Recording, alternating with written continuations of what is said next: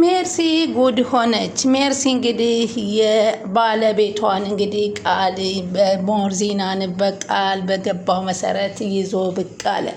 የሜርሲ ባለቤት እንደገባ ሶፋ ላይ ቁጭ እንዳለች አንገቷ ላይ ሲጥ አድርጎ ሲይዛት ሁላቸውም ተደናገጡ። ሞርዚና በጣም ተደሰተች። ይህን ነበር ስጠብቅ የነበረው። ሜርሲ ቀላል ሰው አድርገሽኛል፣ ስለዚህ አሁን ዋጋሽን ታገኛለሽ በማለት ትናገራለች። አቶ አምናን ምን እየተፈጠረ ነው በማለት ተደናገጡ።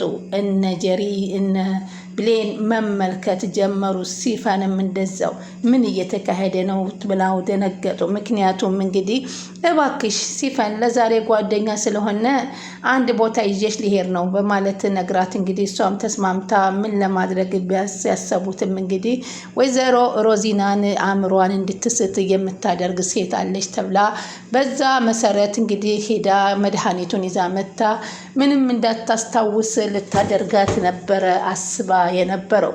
ሆኖም ግን ያሰበችው ሳይሆን ያላሰበችው ዱብዳ መጣባት። አሁን ሜርሲ በጣም ደነገጠኝ። ማን ነው እንደዚህ ሊያጠቃኝ የፈለገው? አንተስ እንዴት መጣ? ምንስ ፈልገህ ነው በማለት ሰውየውን ባለቤቷን ብትለውም በፍጹም መልስ አልሰጣትም። ቀጥታ ገብቶ ከሶፋው ላይ ቁጭ እንዳለች አንገቷን ነበረ ሲጥ አድርጎ የያዘው። ሞርዚናና ቃል እየተመለከቱ በጣም ተደሰቱ። ይሄን ነበረ የምንመኘው እያሉ ተነጋገሩ። ምክንያቱም ሚስጥሩን ሁሉ የሰውን ነውርና የሰውን ጉድ እዚህ ቤት ውስጥ አወጣለሁ ብላ ስትመጣ የራሷን ነውር መውጣት አለበት ብላ ያሰበችውና ያለመችው ሞርዚና አሳካችሁ። ሜርሲ የምታወራውን የምትይዘውን ጨነቃት።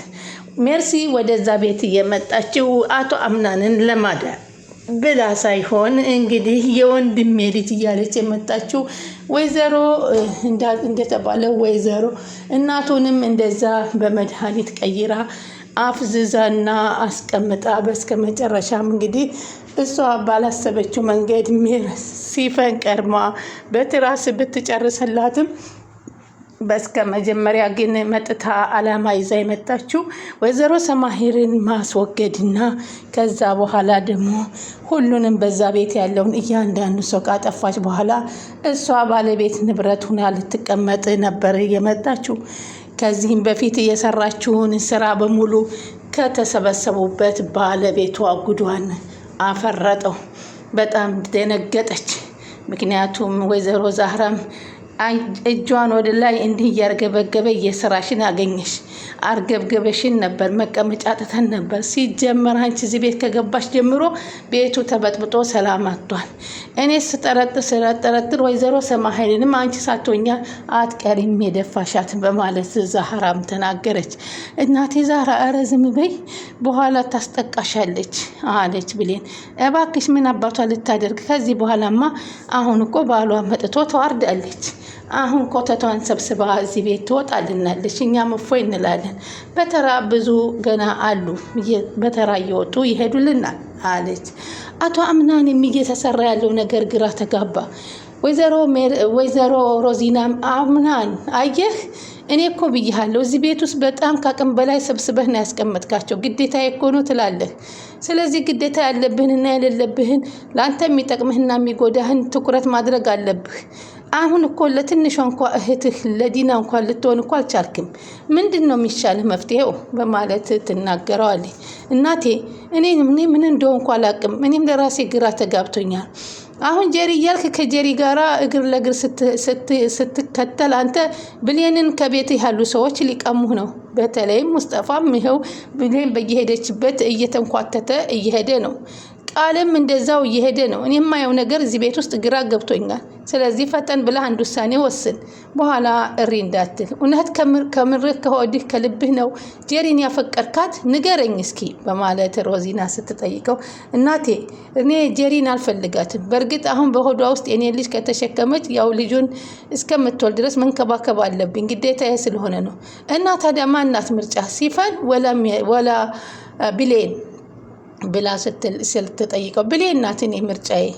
ግን እሷን መጀመሪያም በንዴትና በእልህ ብዬ እንጂ እሷ ነች የኔ ምርጫ በማለት ይናገራል። በዚህን ጊዜ እሱ ደግሞ ሙስጠፋ ገብቶ ላትመረጭ ነገር ቁርጥሽን ወቂ፣ ስለዚህ ለምንድነው አቶ አምናን ሲጫወትብሽ ማየት አልፈልግም እያለ ማለቱ ለእኔ ትገቢኛለሽ እንደሆነ ስለሆነ እሷም እንዴት አወክ በዚህ በአጭር ጊዜ ውስጥ በማለት ብትጠይቀው አንድን ሰው ለማወቅ ቀናት መፍጀት አያስፈልግም በማለት የመለሰላትን ብሌን ማስታወስ ጀመረች። ብሌንን ሊያታልላት የሚፈልግም ነው። ቃልም እንደዛው ነው። ምክንያቱም አቶ አምናን ምርጫውን ብሌን እንደሆነች ቆርጦ ለሁሉም ሰው ስላልተናገረ ጀሪም ተቀናቃኝ ብሌን ናት እያለች ስለምትል አሁን ግን አማራጭ ሜርሲ ጋር ስለተጣላች አሁን ግን ሜርሲ ጋር መልሳ ተዛመደች። ምክንያቱም በውስጧ በሆዷ ያለችው ሙስጠፋ ሲያወራ የኔ ልጅ ነው ሲል ስለሰማይ ሚስጥሯን አወቀችባት። ይሄንንማ ለአቶ አምናን እናገርብሻለሁ፣ ለአንድ ልጅ ሁለት አባት የለም፣ በወንድሜ ልጅ ልትቀልጂ አትችይም በማለት ስለአጠረቻት አሁን በሷ እግር ስር መልሳ ጄሪ ወደ ሜርሲ ወርቃ ነበር። ሰላም ወደ ቻናል የተከታታይ ሰላማችሁ በያላችሁበት ይብዛ። ለቻናላችን አዲስ የሆናችሁ ሰብስክራይብ ያደረጋችሁ አበረታቱን። ድር ቀጣይ ፓርት ይዘንላችሁ መተናል። እንግዲህ በዚህ ፓርት እንግዲህ ብሌንና አቶ አምናን ፍቅራቸው እንደቀጠለ ነው። በዲናም በኩል አብራ እሷ በሀዘኑም በኩል በሚመጣበት በኩል ካጠገቡ ሆና እያጽናናችሁ ትገኛለች።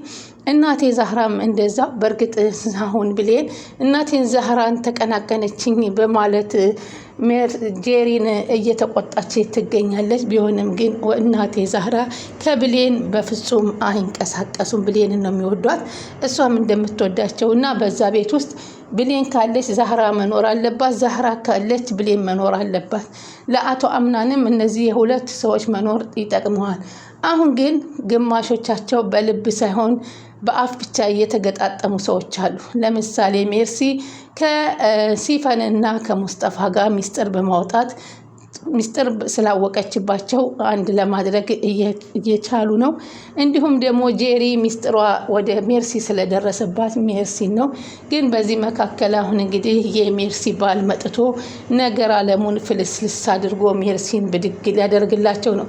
ወይዘሮ ሞርዚናንም እንደዛ ከአቅም በላይ አርጌ አልጋ ላይ እንዳትሞትም እንዳትድንም አርጌ አስተኛታለሁኝ። ከዛ በኋላ እኛ እንደፈለግን እናሽከረክራቸዋለን እያለች ከሲፈን ጋር የተነጋገረችውን አላማዋን ሳታሳካ እንግዲህ ለወይዘሮ ሞርዚና ፈጣሪ ደርሶላቸዋል።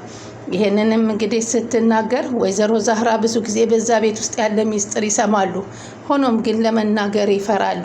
ምክንያቱም እዛ ቤት ውስጥ እርስ በርስ እየተያዩ አንዱን ለመጉዳት የሚጥር ስለሆነ ለአቶ አምናንና ለብሌን የሚጎዳ ነገር ከሆነ ብቻ ትናገራለች። አሁን ግን ወይዘሮ ሞርዚና ሊጎዳት ስለሚችሉ አሁን ከወይዘሮ ሞርዚና ጎን መቆም አለብኝ፣ የወይዘሮ ሰማሄር እህት እስከሆነ ድረስ እሷ ናት ያለቻቸው በማለት ታምናለች። ስለዚህ ወይዘሮ ሞርዚናንም እንድትጠነቀቅ ምግብ እኔ ካልሰጠኋት የሚጠጣ እኔ ካልሰጠኋት እንዳትመገብ በማለት ወይዘሮ ዛህራ ገብታ ሞርዚናን ነግራታለች። በአብዛኛውን ወይዘሮ ሞርዚና የምትነጋገረው ከቃል ጋር ነው። ቃል እንግዲህ ሁሉን ነገር እያጣራ ሊመጣ ቢሆንም ሙስጠፋን ሳያቅ ግን አቶ አምናን ሚስጥሩን እያባከነ ይገኛል። ምክንያቱም የእሱ አመጣጥና በዛ ቤት ምን እያደረገ እንደሆነ ጭራሽ ያልተረዳው ስለሆነ አቶ አምናን። ሆኖም ግን ቃል አሁን እያስጠነቀቀው ይገኛል። አቶ አምናን እኔ ሙስጠፋን እንድታምነው ብዬ አልፈልግም። ሁሉን ነገር እኔ ጨርሰዋለሁ፣ እኔ እከታተላለሁ። አንተ የምትጠራጠረውን ነገር በሙሉ ለእኔ ብትነግረኝ መልካም ነው በማለት ይነግረዋል። እሺ ቃል፣ እኔም ታዲያ አሁን እኮ ግራ ገባኝ። አይደለም ለማንም የማልፈይድ እኮ ሆንኩኝ። እኔ እኮ በጣም ጎበዝ ነበርኩ። ምን ተደርጌ እንደው ግራ ገብቶኛል፣ እስኪ ንገሩኝ በማለት ይናገራል። ጀሪም በዚህ መካከል ላይ አሁን በጣም በሆዷ ውስጥ ያለው ልጅ የአቶ አምናን ነው ልበል ወላ የሙስጠፋ የሚለውን ለማጣራት እንግዲህ ዲኤንኤ ምርመራ አደርጋለሁኝ እያለች ቢሆንም ሆኖም ግን ይህ ልጅ መወለዱ ግዴታ ስለሆነ ከተወለደ በኋላ አንቺ በሆድሽ ባለው ልጅ የወንድሜ ልጅ ታስከፊዋለሽ የሚላት ያለቻትን ሜርሲ አስታወሰችና ወይ ጉዲቺ ሰው እኮ ልታጋልጠኝ ነው አሁንማ እያለች እባክህ ሙስጠፋ እዚህ ቤት ውጣና ሂድ፣ የፈለግከውን ነገር እኔ ካቶ አምናን እየተቀበልኩ ሰጥሃለሁ ብትለውም በፍጹም አልወጣም፣ ይህ እኮ የባሌ የሚስት የአክስቴ ቤት ነው፣ ስለዚህ ልጁን በጋራ እናሳድገዋለን በማለት ነበር የሚናገራት። አሁን በጣም ተጨንቃለች። ይህ ልጅ የአቶ አምናን ነው ወይንስ የሙስጠፋ የሚለው የሚያወዛግባት ይገኛል። በዚህ መካከል ደግሞ እሱ ለሲፈን መሆኑን ምንም አልገባትም። ሲፈንም ከጄሪና ሙስጠፋ ምን ግንኙነት እንዳላቸው እስካሁን አልደረሰችበትም። የደረሰችበት እንግዲህ ሜርሲ ናት። የሁላቸውንም እያንዳንዳቸው ሚስጥር ያወቀችው ሜርሲና ሜርሲ ብቻ ናት።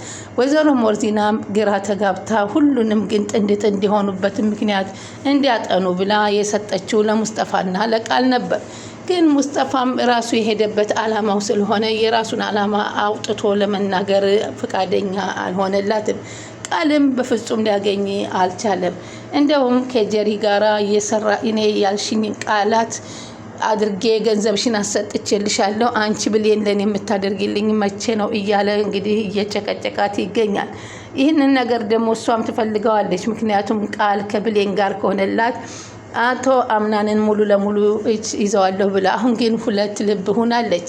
ምክንያቱም ነገር ከታወቀ ይቀርብኝ።